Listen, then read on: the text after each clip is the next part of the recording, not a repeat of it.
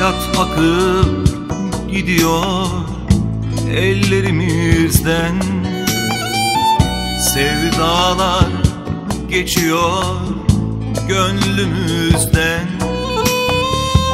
Sen gittin gideli yeryüzünden. Yalnızım, çok yalnızım eski sevgili. Sen gittin gideli yeryüzünden.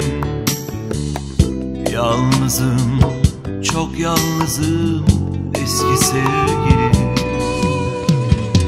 Eski sevgili, eski sevgili.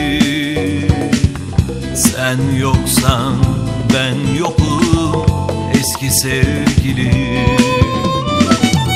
Eski sevgili, eski sevgili. Sen yoksan ben yokum eski sevgili. Hayatı bir tiyatro sahnesi gibi düşün. Sen ve ben başrol oyuncularıyız bu oyunun. Diğerleri ise izleyici. Anladım, bana acımıyorsun. Ama onları ağlatmaya ne hakkın var? Hadi dön, dön. Umudun son yolcuları 12 çeyrek treninde gitmeden dön. Eski sevgili, dön, dön. Eski sevgili,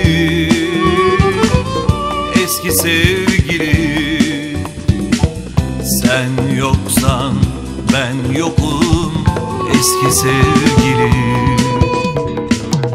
Eski sevgili, eski sevgili.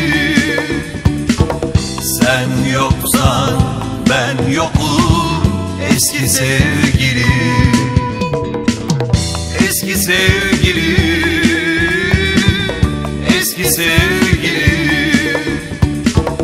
Sen yoksan ben yokum eski sevgili.